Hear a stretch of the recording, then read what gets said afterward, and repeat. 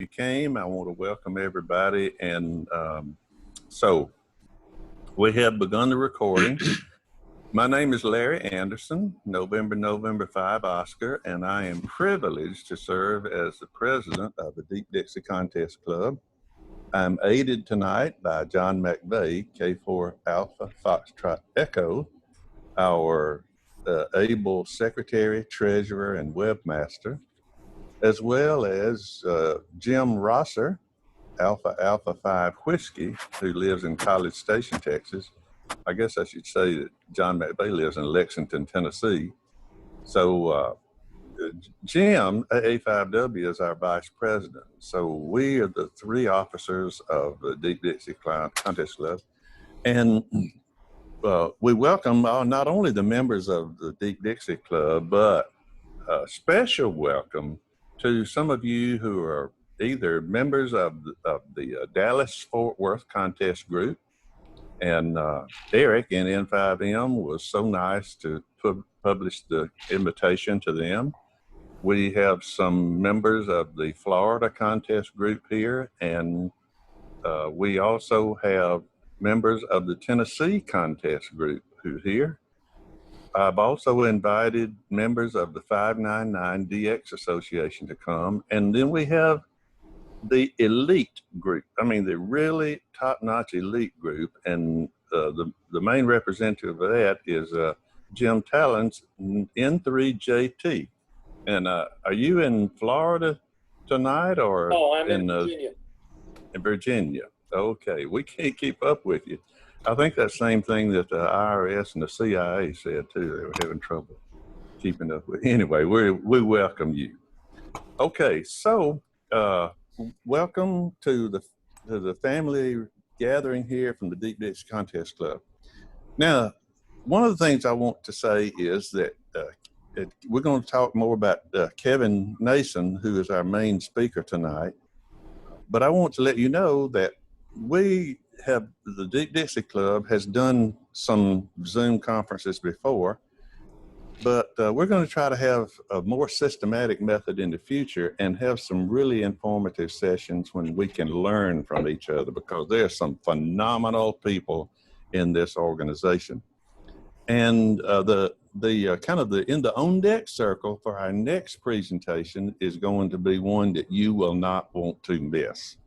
And by a lot of arm twisting, I was able to talk Dr. Tor Clay into giving us a presentation on some of his SO2R and some of the software that he's written in there. So I'm going to kind of turn it over to Tor right now. And Tor, if you don't mind, just give us an abstract synopsis about some of the things you're thinking about including in that presentation. So just press go. Okay. Can you hear me now? Yeah. Okay. So yeah, I thought I would talk about using PAN adapters for unassisted contesting, which I've been doing for about 10 years now. So doesn't have to be SO2R. A lot of it's useful just for one radio operating, but this would be when you're not getting spots from the internet. So if you're completely unassisted, what can you do with the PAN adapter?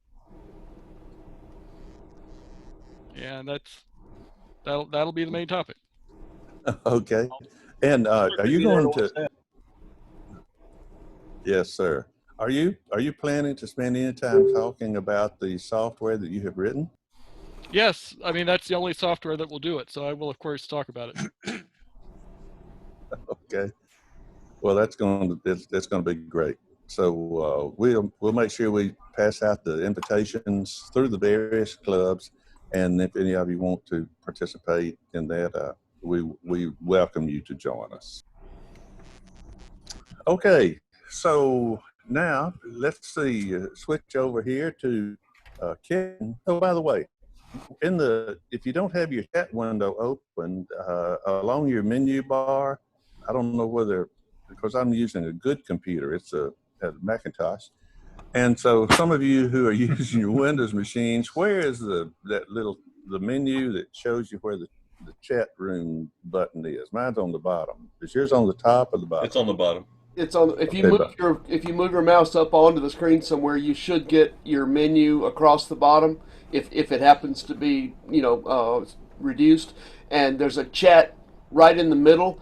There's also a, participants button there, I believe, and that'll just show you who all is in if you're interested in all the names.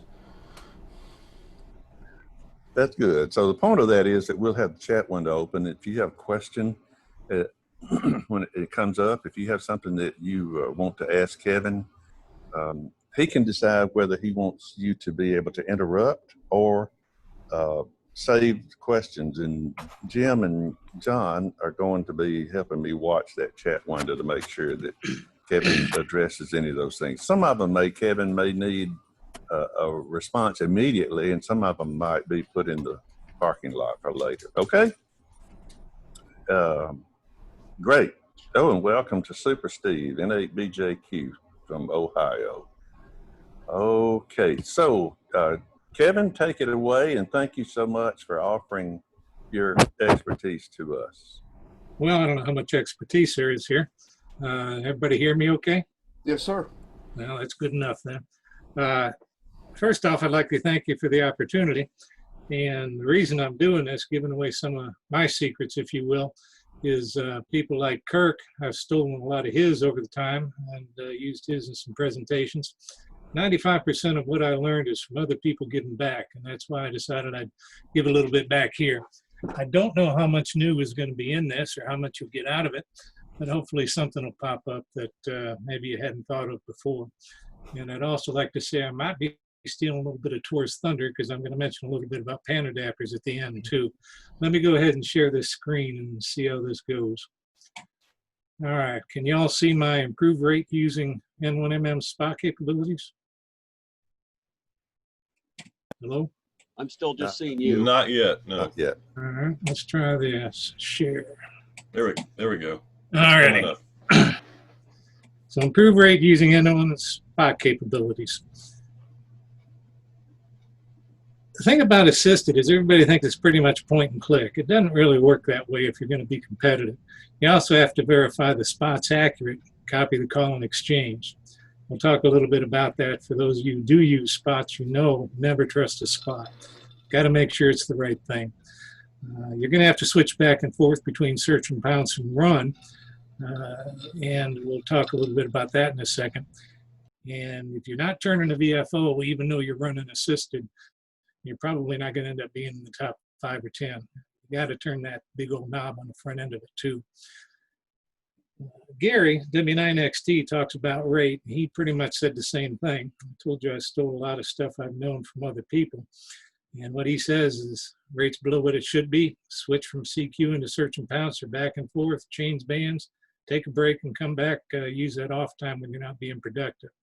The whole key is rate for the most part, as most of us all know. This was a screenshot I took out of the IRU contest just a little bit ago. And I had been running, and most people think you can't get very good rates when you're running, doing search and pounce. But I had been running. If you take a look here, let's see if I can get this laser pointer thing going. As I went search and pounce, I found me a run frequency and then started running. I'm not a very good SO2R operator yet, although I'm going to pay attention to what Tor has to say. And then rate dropped back down below this goal line. And I said, I got to do something different. Gary told me I have to. So I switched over to search and pounce. And a couple minutes later, I was getting a search and pounce rate of about 99. So I took a quick screenshot of it. Sounds pretty good if I could keep that up. Well, a couple minutes later, I can get this thing to change. It went up to 190. And I spent about the next 15, 20 minutes bouncing around between 100 and 130 in that range, just doing search and pounce operations. I don't necessarily go a lot by this green, which is what I first started looking at. One of the things I really pay attention to is what this blue graph is doing here. Excuse me, a little bit of a phlegm in my throat. I don't remember the exact time sequence here, but this is a longer term snapshot and gives you a trend, and it doesn't follow as well, or it follows much more realistically what's going on than these green bars over here. So I use this blue section a lot to tell me whether I need to switch back and forth between search and pounce and run. Those are the two sections showing when I was doing search and pounce. This is what my main desktop looks like. I've got 4 monitors with all kinds of different things on it, but this is my main desktop. And there's a band map off to the left for the Radio 1 window. But every single thing in here is something I use to deal with spots, making sure they're correct, or identifying or finding stations, whether they're spots or not, as Tor was going to talk about, I think. And every one of these things I look at, my eyes are continuously scanning the monitor as we're going through. Most people who don't do a lot of assisted operation, when you see spots, you think of that little band map off to the right there. And you say, well, I'll just go down and click on this thing and move from station to station to station. You get these things from a spot cluster, and there are different ones out there. I'm not going to spend a lot of time talking about them. One of the better ones for CW that a lot of people use is VE7CC. I learned during the IRU, if you're going to use that for a CW contest, you've got to tell it to pass the reverse beacon spots. Default is to not do that. So that caught me by surprise, and I wasted about an hour wondering why I didn't have any spots coming in. And they also have command sets for control. I've listened to a lot of first-time people using spots, and they say, I've got all these spots on there, and it doesn't do me any good because there's some guy over there in Europe that's spotting this station, but I can't hear him. It doesn't do me a darn bit of good. You take a little bit and you do a little bit of research, you can learn how to filter out spots from the other parts of the world. So we're scattered a little bit around different places, but here in the East, mostly I use the spots from regions 1, 2, 3, and 4. And that gives me a pretty good idea of what might be available in my particular area. And you need to do a little bit of research to find out what works for you, especially in the sideband area. I found that is a little bit of a variable there. I haven't worked out which ones I want. I'd appreciate some input at the end, maybe share it with the group on the Deep Dixie Contest Club area there as to what you like and why. You can also populate your own spots. Some people, Bill in 4IQ over here in South Carolina has his own skimmer, so I'm sure some other people you do too.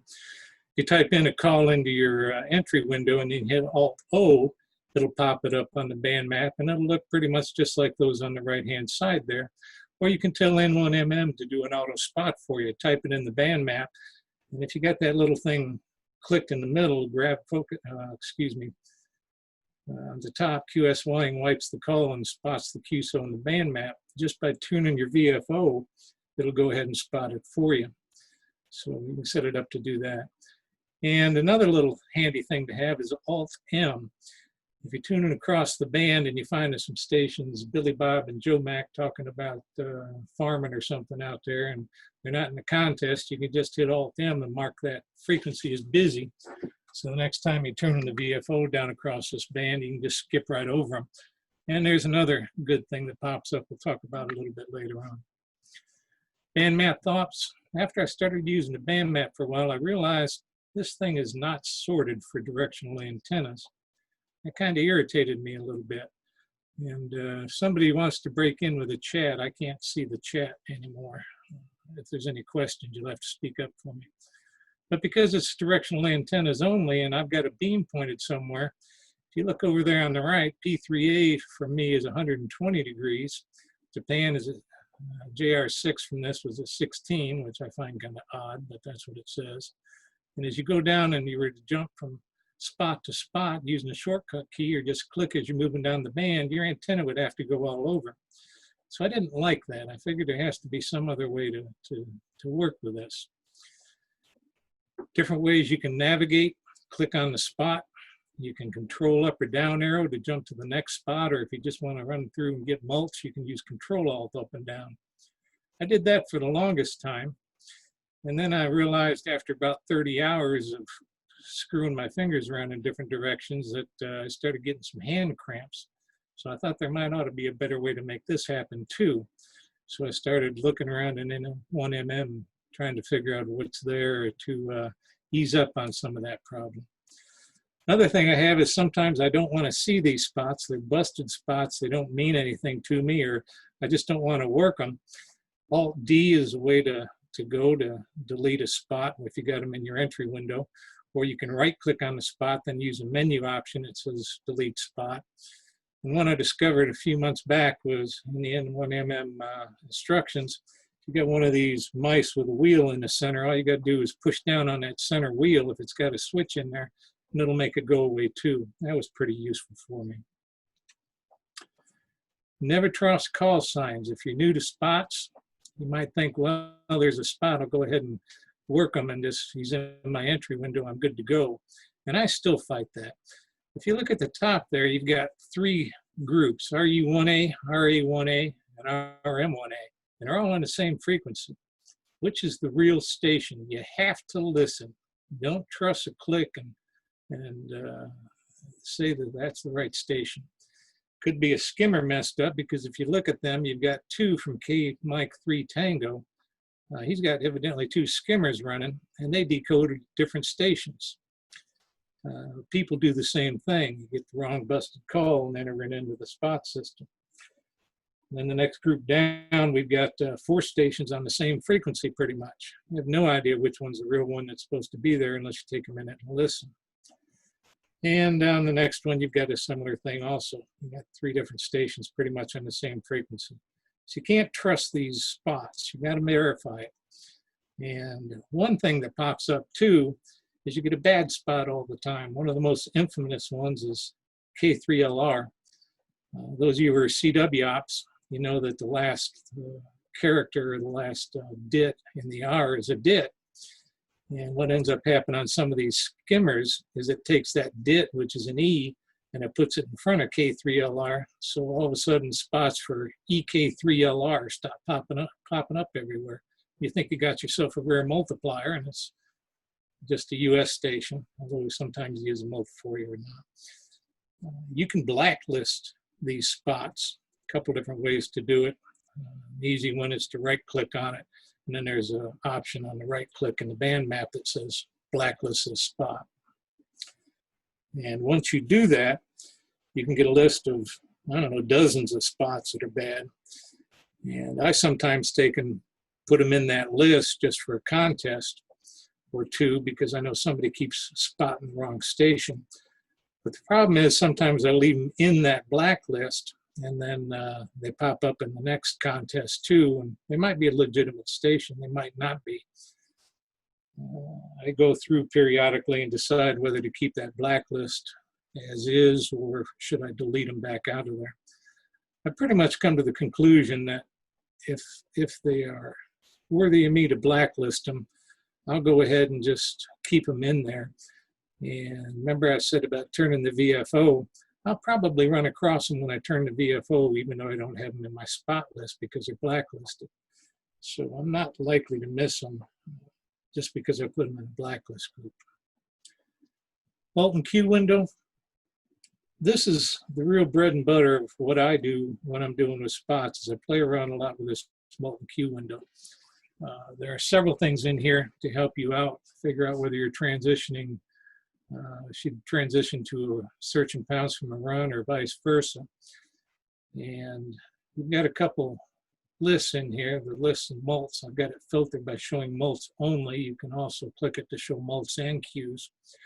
Take a look in the center here where we have this different grouping of the number of stations that's there. And if you look at that, it tells you where the most mults are. It's highlighted in red. In this case, 80 and 40 are both tied. But it also tells you where the most Qs are. So you can decide, is it worth my effort based on looking at your mult is worth so many Qs window. Is it worth my effort to try and go pick up these mults, or should I stay on 20 in this case and pick up all the Qs, which is probably my better option. Some people have asked, how do you know when to change bands? And that's one of the things I mentioned to them about. The other thing about this is you need to be thinking about, are the bands opening or shutting down? In this case, I'm on 20 meters and I'm doing a run, let's say, and I'm picking up these Qs. But if 80 and 40 are starting to go away because it's early morning and they're fading out, I might want to go back up and pick up them mults and then come back to 20 before they go away and I can't find them anymore. The same with 15. I might not worry so much about that 15 meter molt right now, and I might stay on 20 if 15 is going to be opening up in a couple hours. That's a decision to help you decide whether to go one way or the other in the search and pouncing run. This molten Q window has the ability to sort. Remember I said one thing I didn't like about the band map was directional antennas. This is probably the biggest use of the molten Q window that I had, or excuse me, I'm sorry, I'm on the wrong one, I'm ahead of myself. This one is sorted by time. When I first started working at NQ4I, this is what they told me. I was a molt operator. They said, sort this thing by time and the new stations and new molts will pop up at the top. And then you jump on them real quick. Sometimes you only got a couple seconds to make that happen. I used to get in a fight with K3LR all the time, W3LPL, who could get to that spot the quickest. And sometimes you've only got a matter of a few seconds to get there before the other guy jumps on it too. But I graduated from this and I ended up going by this one by direction. And what I'll do here is I'll sort it by direction. I'll point my beam in a general direction. In this case, you can see from the top it goes from 283 degrees to 301. I might point my beam at 290, and then I'll just start going from spot to spot to spot. And then when I run out of spots in those directions, I'll move it a little bit further and then go ahead and jump to some more. And once you get this lined up in the molten Q window, just as in the band map, there's some keys you can push to jump from spot to spot. This one allows with Alt-A and Shift-Alt-A to move from spot to spot in the molten Q window. The advantage to this is if you've got it sorted not only by direction, but also by molts, you can jump from spot to spot, which are just molts, and that can have a pretty dramatic increase in your score by bringing the molts in pretty quick. Any questions so far? Next thing I'll do is I discovered after playing with that for a while that I've got a tri-bander. And I can set this thing up so it'll show me spots from all three bands. So even though I'm primarily searching pouncing on 20 meters, by pointing the beam in a general direction, as shown here, I've got three different bands open at the same time. I can just jump from spot to spot to spot with the tri-bander pointing in the same direction. It just goes back and forth to band automatically. May not be able to do that with a high power. I'm just a low power station. I don't have to worry about that amp retuning. But it is something to consider. Can you get away with it? If you're SO2R, do you have a filter system that'll allow you to do that? Probably not critical. Some of us, most of us have some type of automatic switching for our filter systems. So it goes pretty quick, and I haven't had an issue doing that with a search and pounce station either. I do this on 80 and 40. I've got omnidirectional antennas, and you wouldn't think you needed to worry so much about directionality, but I've also got K9AY loops, and other people have beverages. So you may also want to sort this by direction if you've got a directional receiving antenna also. This molten Q option window, I said earlier, it has quite a few different filtering options in it. I used to close this down every time, this thing up at the top here where it has the filter sequence, but I go ahead and leave that open all the time now. And I switch back and forth between bands, sometimes only show the 14 meters if that's where I'm at or focusing on. Sometimes only show CW if I'm in a contest which has multiple modes. And it's easier to just leave that open and click on the buttons than it is to close it up each time and then go ahead and reopen it and switch things around. And also, while I'm here, before I forget, you can sort this by two different fields, direction and frequency if you want. So you can set it up for your tri-bander point in one direction and then only work 15 meters without having to switch things back and forth and then go back in that direction, where you could do it by frequency first and then direction, different combinations. But back to this molten Q window filter thing here. Your SO2R, I'm a newbie at this, nowhere in the category of a couple of y'all there, particularly Tor. He kills me all the time. What I've ended up doing here is if I'm searching pounce on the main rig, I'll go ahead up here and I check this little block that says focus radio, and I only see spots for the rig that I'm using search and pounce on. But if I'm running on the main rig, I'll click this spots to the non-focus radio, and then the only things that will appear here are the ones that can appear on my second rig, so that I can jump from spot to spot and not have to worry about tuning the VFO necessarily when I'm doing search and pounce with the second rig. And that's proved pretty handy for me. I've increased my rate considerably once I figured out that I could start doing that. This is the band scope. And this one looks kind of easy to see and easy to work with. But unfortunately, when you start getting into major contests, this is what it ends up looking like for me. And I don't know about you, but that's pretty crowded. I know you can flip this thing so that it goes top to bottom, but I like being able to turn my VFO knob to the right and make this frequencies move across the band scope to the right and vice versa. It helps me find the stations a little bit easier. One reason I don't like this, if you look at these things over here, you would think this signal right here is N5KWN, and you would think this one is K9NR, but you notice them lines go different directions. Drives me crazy. I don't really use or look at those things at all. One of the things that N1MM lets you do, and they've talked about a lot, is that funny little blue line right there. What that represents, and this is the band scope that comes out of N1MM. I don't know if you can do this in Flexes or in HDSDR or not. I don't think you can. One of the things in N1MM is that blue line. You can adjust that thing up and down, and you can set a threshold so that only signals above that blue line are recognized by N1MM as possible signals to work, even though they're there. And you do that quick and easily by moving your wheel to move that blue line up and down. And the neat thing about that are these funny little red lines, dots right there. And if you look, here's a signal, VE5MX. It's above the blue line, but there's no red dot. This one is above the blue line, and there is a red dot. And why that's significant is you can, when the band scope is open, you shift up and down and just jump from spot to spot, or not spot, but from unworked signal to unworked signal.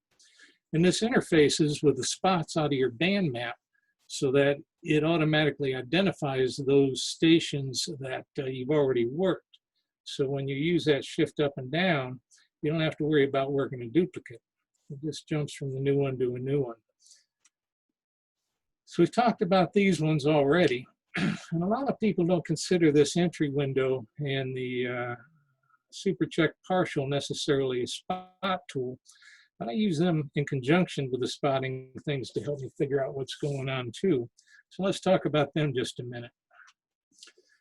Here's a snapshot I took, and don't worry about the frequencies not being right or some of the calls different for those of you who know exactly what you're looking at here. But the first thing I wanted to point out is when you do that Alt-M, it puts a busy right there, and it's a grayed out signal. So you will just skip right over it if you're tuning across the band, or if you're jumping from spot to spot, it'll just jump right over that and let you know that you don't have to worry about it any. In this case, I've got a spot up here, W9XS. And when I typed him in, he's on that frequency right there. When I typed him in, by entering in the entry window, it goes up and it checks a SuperCheck partial. And when it does that, if it finds a match in there, it gives you a check mark. To me, that's a backup that that spot might be actually be a legitimate spot. It gives me an increased confidence level that I can trust that that's probably a legitimate station in there. And we'll contrast that with this one over here, Whiskey 9 Zulu November. He's this spot down here at 1. I typed him in the entry window, but instead of the check mark, I got a question mark. And what that means is it did not find that call up there in the SuperCheck partial or in my log previously. What it did find was W9 November Zulu. Now I happen to know by looking at my log check reports that one of the things that's causing me points in accuracy is I screw up. My fingers move a little bit too fast between my right and left hand. And sometimes I will reverse those characters. So I probably screwed up when I typed in that call before, because there is a W9NZ. People are spotting W9ZN. I might have a problem there in my log. And that's an ethical dilemma. I usually leave it in because I screwed it up. I will admit sometimes I've gotten a little weak in that area. But that's the thing you do is you type it in here and you say, this might not be a real spot. Somebody might have messed that up. And that's another indication that you want to check it. One thing about the SuperCheck partial, and I apologize for being a little bit blurry, I enlarged the last one. Instead of W9ZN, it might be W5ZN, W9ZR. That's the advantage to a SuperCheck partial. It gives you some things to try if you're having trouble copying the station clearly, that maybe that's the one that's going on. And some people think that's the right thing to do, some people don't. But your competition is doing it, so you're at a disadvantage if you're not going through that prospect. Here's another secret weapon I have. One of the guys here in the Swamp Fox contest group has a gamepad macro controller with like 22 macro keys on it. And I know you can use auto hotkeys, but I haven't really liked that. What I've done is bought me a couple of these gaming keyboards. And I'm going to zoom in here a little bit. And that's what I have off to the left of the keyboard right there. And each one of these 6 keys can be programmed. And the one I have here, Exchange +1, is actually, I think, a Control U. So if you're on your search and pounce radio and you're running over on the main one and this guy's just running some other stations and you're waiting for the timing to get right to jump in, you just reach over and smack that Exchange +1 every time you work somebody else, and you're ready to go ahead and slip your call in with a minimal of typing on your second keyboard. I also have down here this next Molten Q, so it jumps from the next to the previous Molten Q window, so I don't have to worry about doing that Control Alt stuff and all that. I just hit that single button and it jumps from place to place. And although this says remove spot and N1MM, I put these into the band scope to jump from the band scope signals up and down as well. One thing I don't like about this is this escape key up here at the top. I found myself overreaching the escape key and hitting that G1 key all the time.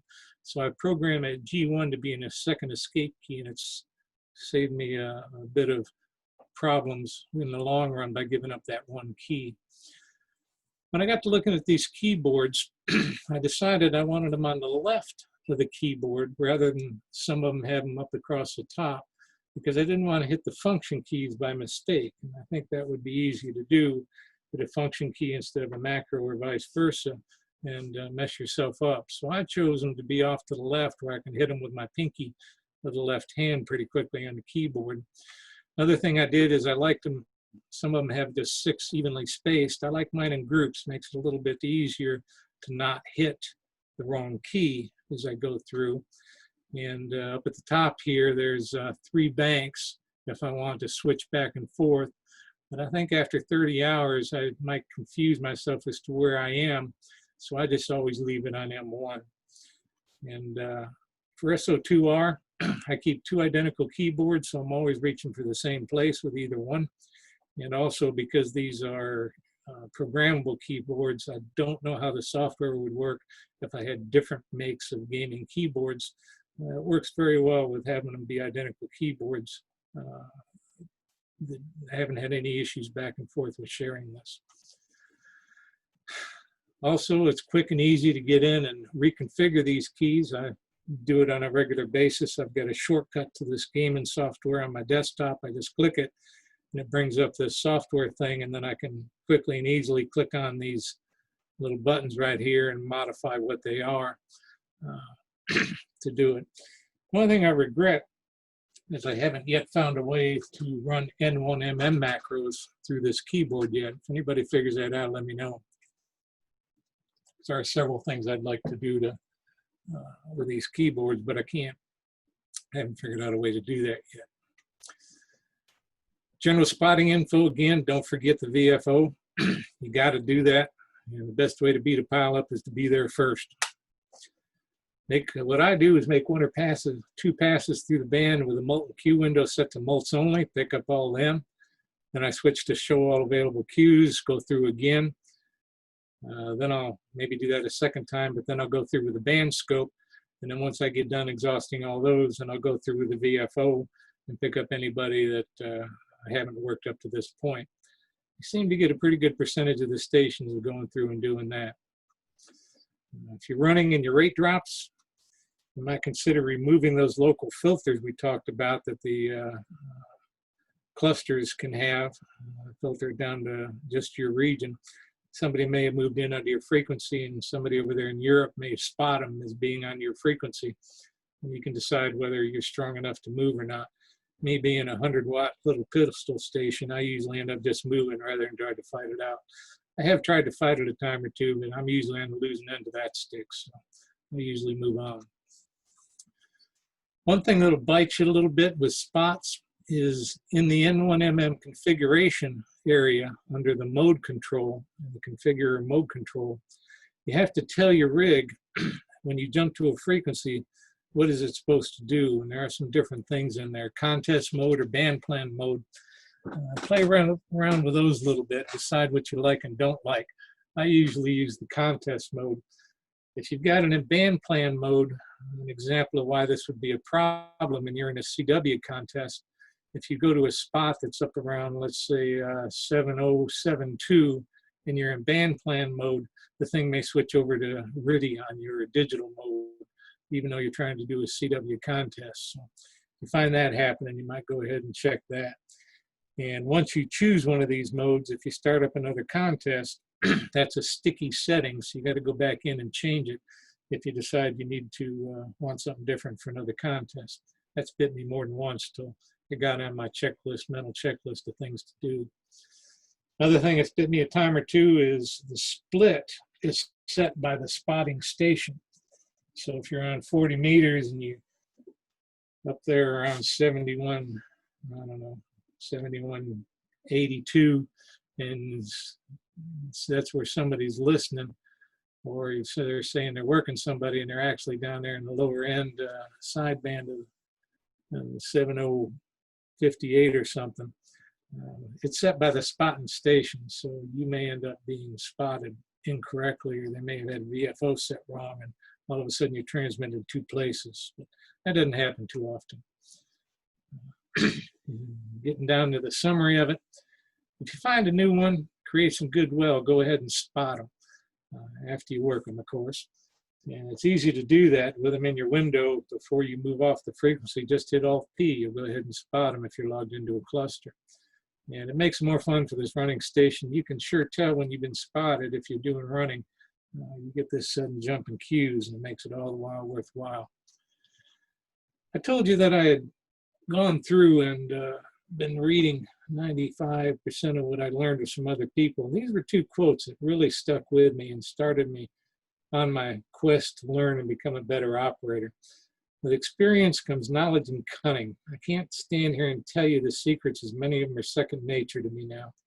That's what you want to do, is get some of these shortcuts, keyboard shortcuts. And I told you my eyes scan this whole desktop all the time. SO2R isn't quite second nature yet, but those other things pretty much are. I don't have to think about them. It's just an automatic action, like driving a car. You put your turn signal on to turn, or you don't think about hitting the brake. You just do it. And that's been my goal for working at, and I've seen a significant improvement in my operating scores by not having to think about things. And next one is N6RO.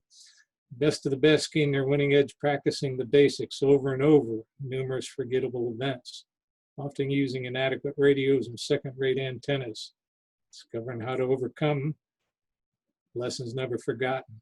That's kind of what I was talking about when I was working with a Deep Dixie in the Canada contest. If you've got one of these big stations with amps and big monster antennas, a lot of these things you don't think about.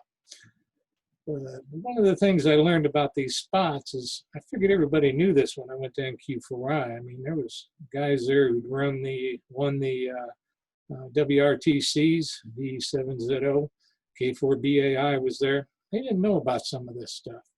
So even if you've got a multi, once we started implementing some of them things, we ended up getting an extra 50, 60, 70 Qs an hour. And some of the running stations would flip over to search and pounce and start doing this stuff too. So it can definitely benefit you no matter where you are, what kind of station you have. Any questions?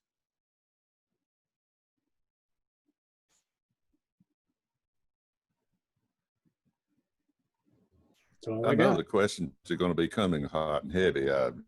Maybe some of us are just sitting around with our eyeballs rolling around in our heads. Um, I know Juan has a question, but let me ask you to touch on, if you don't mind, when you're doing the spots, up in the spot comments, sometimes when you look in the cluster window, you see that people may have not changed the spot comments, or maybe depending upon what the contest is, that might dictate what comment you put up there. You mind speaking to that? Well, let me go back and share this window just again.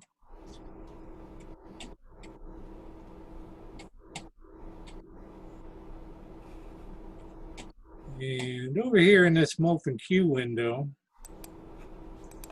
you've got all these different things that you can choose. Let's see if I can get this thing bigger. Spotter, direction, frequency. I go ahead and put these up for the things I care about, which are pretty much in this order: call, frequency, direct, and spotter. I don't look at the spot comments up there at all. I don't look at the mode at all. I go through these. Because one of the things that's not talked about up until this point is I've learned that you can talk about spotting like this, but as I branched out into the entry window and I branched out into the pan adapter a little bit, things always relate to each other. And it becomes more or less a system operation. And where I'm going with by that is by jumping to a spot, you guys are all pretty much for the most part experienced contesters. And I'm going to bet that most of y'all can tell within about 3 seconds whether that guy on the other end is a good operator runner, or if he's fairly inexperienced, and whether it's worthwhile hanging around for a minute or two to try and bust him, or is he just having all kinds of problems and you're better off moving on and come back to him later when he's not so busy. When I jump to a spot, even if there's some other commenter not up there about this is for this particular contest or it's for that particular contest, I don't care what the comment is. When I get on that station, I can tell within just a matter of a second or two if he's likely in this contest or not. And if he's not, I just walk Control B, busy, and he's out of there, or I can blacklist a spot like I started doing with some of those 13 Colonies guys, just blacklist them, got them out of there. So I don't care personally what the spot comment is.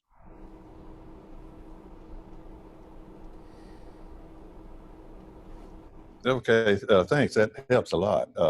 I will say that even in contests where spotting is not allowed, like NAQP, for example, where states are multipliers, one of the advantages I found is when I can tell when all of a sudden there's a pileup when I'm running, and it's because somebody has spotted me and indicated through the spot comments the section that I'm in, the Mississippi section, and there may not be but 1 or 2 other stations in Mississippi on. Usually it's Torrey Clay, and if that's the case, nobody cares about me. But it's been advantageous to me when it would be, I would have been spotted by somebody in violation of the rules, but they indicate that I'm in Mississippi. So somebody else who is watching the cluster through that telnet window, they see that. Anyway, okay, and I know that Juan has a question, so I don't want to. 1 second before you go on. Please. Yeah. In this SuperCheck partial, which I've become partial to, if you don't mind, go ahead and you type this in and you move into the next window. It fills in the ITU zone. When I jump to a spot, the same thing happens. I go to that spot And I just hit that once and twice and go back, and I instantly know whether you're in Mississippi or not, unless you're not in a master log. So that's something I do that tells me that part of it. And also for those who don't do spots, I've got them in there. And now when I tune off frequency, see, he gets spotted off there on the other side automatically. And he would be in this band map if I had it set up right to do that, but it's not shown there as well. So I get your point, and I think that's excellent. Go ahead and change that, and you can do what you were talking about, Larry. Where's my telnet? Probably a couple different ways to open this. But up here, under spot comment, you can go ahead and type in where you're at and go from there. I don't know how to put in there that so-and-so's in Mississippi is to a spot. Does anybody else know? I don't want to type that in each time. I'm going for rate. Oh no! It's if you. I'm trying to see. Do you have the telnet window open? Let's say. Wait, is that Window telnet. I'm sorry, it's up here at the top. It's not on that screen. Sorry. Oh, okay. All right. Well, one of the little where's the spot comment down there where it says section. If somebody, if when I'm setting it up to spot, if I click section, then if you spot me, then it's going to show when it pops up to other people who see in the cluster. It's going to say NN50 whatever frequency, and it's going to show Mississippi MS out there. So that's how some people would find that. Okay. So anyway. Useful. Okay, I think Juan had a question. Yeah, so if you're in SO2R and in your Molten Q's window, you pick the search and pounce radio. And sometimes I'll switch. If 15 is open, 10 is likely to be open even for a few. And I jump between the two. And I have focus radio clicked on it. Will it follow me if I change band on the SMP radio? No. Your focus radio will only look at the, you only get spots for the band that the focus radio is selected to. So if I had this up here selected to focus radio, I'm only getting spots for 40 meters. But if I set it up this way, the spots that appear over here would be in this case on 10 meters. Is that what you're asking? Right. And so if you happen to switch, so the way you have it set up right now, the non-focus radio, and I change bands on that radio, will the spots follow that band? The spots will follow that band. Okay, excellent. So you've answered my question. Yeah. Now, if you look over here, if I don't select any, I will get spots from all bands. But Right. if I select that, it just follows the search and pounce. Okay, yeah, that's what I was hoping it would do. I just didn't know the answer to that question, so thank you. Like I said, it's something that most of y'all probably knew. I didn't know how much you'd get out of this or it was worthwhile, but Ron had asked me what I do with spots because I'd talked to him about it. So that was why we said I'd do this. Now, how can I filter spots to, because a lot of times I'll just automatically pick VE7CC. What if I want to increase my chances? There's a couple ways to do it. Here I've got the telnet window open again. And if you go up here to filters within N1MM, I have mine filtered to 1, 2, 3, 4, and 8 at this time. And all I do is hit from these prefixes, and those will pop up in the Molten Q window. VE7CC also interfaces with this, and I've only done it once, so I can't really describe that to you, but it was fairly easy to do. If you open up VE7CC, or excuse me, if you open up CC cluster, CC user, that's what it's called. Not here, but if you open up the program CC user, and then under the cluster, you can select one of these ports. Somebody know what I'm looking for here? Local port, and it can be set up for 7300, I think. Then you can use the CC user filters to import directly into N1MM, and save the processing power of this telnet window in N1MM. It'll all be filtered out of VE7CC, so you don't even have to worry about it. Does that make sense? Okay, yeah, but and going back to that first step you showed me for the filtering. So the 1, 2, 3, 4, those are call areas.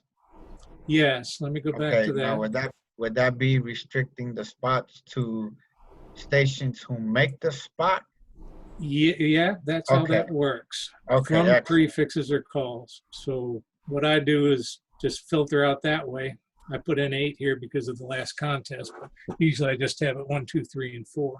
Yeah, I just want to make sure I'm Yeah. receiving spots from folks inside that are the source of the spot from my proximity. So if they could hear them and they spotted them, then it's a higher likelihood that I can hear them as well. Correct. Okay, Now, besides this over here, which says CW phone spots, there's also something up here that says bands modes, and you've got a second thing. I have gone in and opened this thing up and not seen a single spot, and it's because I've looked here and said, oh, I've got it selected correct over here, but it was wrong over here. So you Oh. kind of got to get them both. okay. Kevin, we have a question from Jim Talents. Okay. Jim? Jim, are you there? His question was, what do you have your spot reset time set to? Otherwise, you get stale spots and too many spots. Well, That's That's right. a- Thank you. that it's a variable dependent upon the contest. I usually leave mine at 20 or 30 minutes. Yeah, but you're going to get hundreds and hundreds and hundreds of them. Not if you filter it out by one this filter, so you're only getting your particular area. And what I do first, again, is over here in this molten Q window, which let me get all these. Let's see if I can get some V7CC. Oh, I don't even have that. What's the thing to download all? Oh, there it is, Show DX.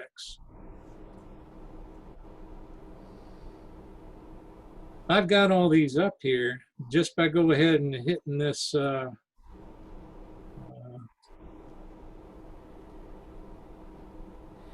Here we go. Oh, I've got these keyboards messed up. I'm sorry. I don't have it set up to do that. But if I'm here and I go to mults only, I'm only going to jump between those two to start with because those are the only mults that I'm showing on that particular band. So I'm not seeing those hundreds and hundreds of mults. If I'm looking on the Focus Radio, I'm only seeing the mults that are on the free band that I'm on. And I just assumed they were all in this particular molten Q window. And as I jump from spot to spot, be they mults or Qs, that's all I'm working is the ones that are on that band. Does that Okay, make sense? That goes to the question of too many. What about the question of them being stale? As I said, I leave mine out there. And if I jump on a frequency, I look at band scope real quick too. And if there's nothing there, I'll just move on if I don't hear something. And I'll come back and make a second or third pass. The other thing is like I've got N4DT on this frequency. I put my mouse right there. And if he's not there, I just make him go away by clicking that center mouse button. He's gone. Now you can, if you choose, that's a personal preference. Where is that spot time? I think it's in here somewhere, isn't it? Is that spot time out down here? You can make that be 5 minutes, 10 minutes. I personally, it doesn't bother me because I'm not slowed down that much. If I don't hear a station within a matter of a second or two, I just move on, come back and pick him up a second time. Unless he's a mult, and I think it's worthwhile.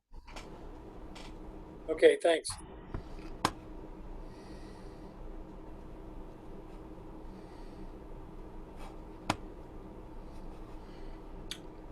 Larry? Do we have any more questions, guys? We've had a number of people go ahead and sign out. They had to leave. Tor had to run. Kenny Mills had to run. And Mike Harvey had to run. Okay. With single operator 2 radio, there's a lot of discussion. Some people like using a single keyboard, some like using 2.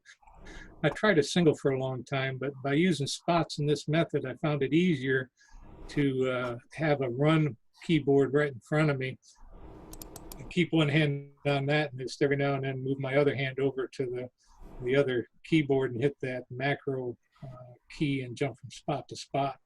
And besides CW, I have used Audacity to create some WAV files, and this thing sends voice for me automatically just by hitting an F key too. So I don't have to do much on the second radio for SO2 operations other than hit a couple keys on the keyboard. Well, I know I'm such a, I don't even qualify to be a little pistol. I guess I live underneath the shelter of the mushroom on the ground, but I've thought often that it would be fun to be a fly on the wall at places like AA3B or K3WW, maybe N5ZO, and probably K4RO. Of course, K4RO, what I have to do is listen to his call about 10 times. He's going so fast that it takes me a while to figure out what I'm teasing. I enjoy listening to Kurt. Hey, I can hear. I don't see how he can hear so much. I might hear him on, gosh, I don't know, 20 meters. He's in Tennessee, and here I am in Tupelo, Mississippi. And now just for fun, I'll hit the F4 key and send my call sign out there, and he's working, gosh, I don't know, Europeans or something. And next thing I know, he's calling NN50, and I think, how can he hear me? Anyway, it would be fun to watch some of these highly proficient SO2R operators who are managing two keyboards, switching from left to right. That blows my mind. So I'm amazed. What it's worth, I don't use two keyboards. Both N2NT and N5KO tried to talk me into using two keyboards. Those are two of the best operators that I know. And I tried it for a while, and frankly, it drove me nuts. I could not adapt. And I think I'm actually faster with one keyboard, but I'm not faster than N2NT, N2NL, or N5KO, and I never will be. So I could use 10 keyboards and it wouldn't make any difference. But for me, frankly, one keyboard just works better. I don't like flailing my arms all over the place chasing another keyboard. I'm not a great typist to begin with on one keyboard. And so I'm always fascinated by that particular question because it's a pretty hot debate among some of the top guys sometimes. Well, I've been like you, tried it both ways. And by doing the spots, everything's populated for you automatically. And I just keep one hand on the main keyboard and reach over with the other and pop a function key every now and then, or a macro key, and does it all pretty much for me automatically. And that's saved me. I've watched some of those mutant videos where they go back and forth, and that's hard to do, and I ended up getting sore from that. But as I said, I'm starting to get older and getting some arthritis in my hands a little bit, so anything I can do to avoid typing for 35, 40 hours is worthwhile. So macro keyboards are the way to go for me. Well, I'll say, I think this information on spotting has been it's been really spot on. So it's been very helpful, I think, all the way around. Answer me a question. You guys are experienced people. Did you get anything new out of that, or was it just not worthwhile? I'm not I've been upset at using you. N1MM for a long time, and I picked up a few things in there. I had no clue you could spot a frequency as busy. Yeah. Well, at least one person got something. That's good. I picked up a few things. I thought you did a great job and appreciate it. I don't go assisted very often, but I've started doing it with CWT. So I'm actually still somewhat of a novice when it comes to operating assisted, although K3LR and, of course, those places we have spots galore. That's a little bit different than doing it single op. And frankly, I think guys like Whiskey and Free Bravo are far better at using spots efficiently than I am. And I appreciate your efforts to teach us more. Thank you. One thing I'll point out is I didn't do assisted for many years. is a contester. When I got over to NQ4I and they started using spots there was when I got exposed to it. But even for a year or so after that, I just stayed completely unassisted. And these things about putting the call in there like NN50 or K4RO and then tuning off frequency, that's not assisted operation. Neither is using the Alt-B or the band scope thing up at the top too. So a lot of these things you can put your own spots in there, and then once you populate a band as you move through, and I couldn't break that pile up, or I got through this one, which you guys with big stations don't really have an issue like us little pistols. But once you do that, I even had that problem in NQ4I. I couldn't get through every now and then. Rick has some good station there. You can come back and pick these things up as you go through and use the same jump from spot to spot that you self-spotted, self-populated. That's not assisted operation. Yeah, it's amazing how many little pistols don't know to turn that switch on that allows you to self-spot when you're running unassisted. Because when you're a little pistol, lots of times you're getting beat out. So you get beat out, you go on to the next guy. You don't sit there and wait for your turn. You just immediately turn the knob and self-spot that guy and come back to him. And you may end up self-spotting 5, 6, 7, 8 guys as you're going through the band, but then you can go back through them real quick, using your quick keys. Exactly. I think there's another thing to be mentioned too, and I learned this when I was invited to operate at NQ4I. When watching the 40-meter station, which is where Kevin was running the 40-meter mult station, and then Jim, VE7ZO, was running the run station.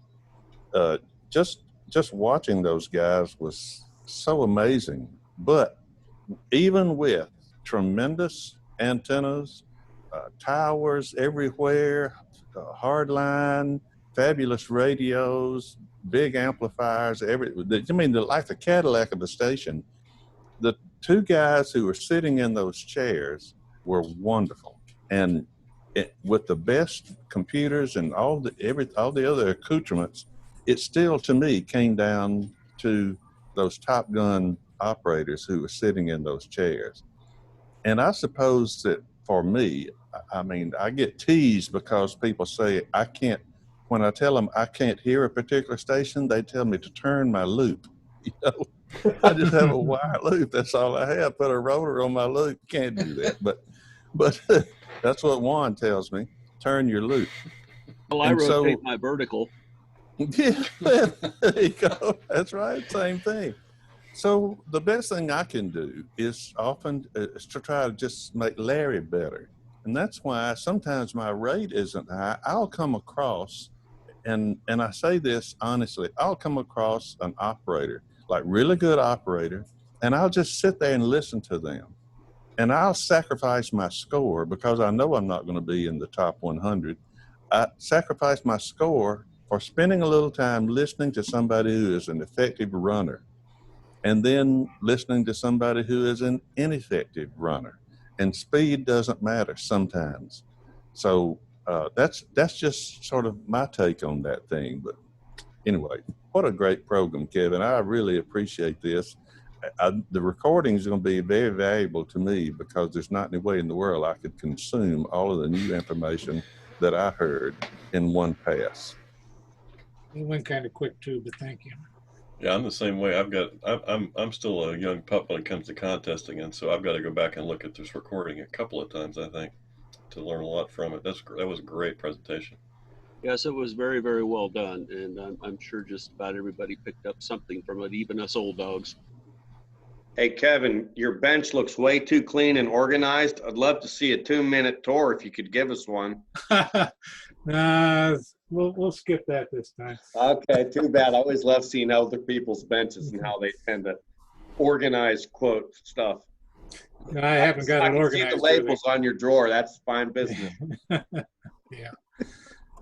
We've got a question about where the video will be available. Are we going to make that available as a cloud link, or are we going to download it and make it available?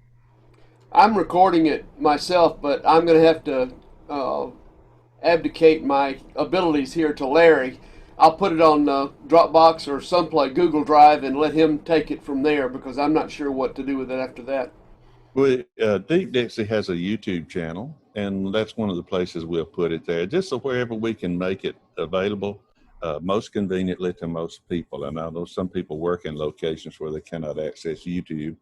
I don't think I've put anything recently on Vimeo, but we can make it available.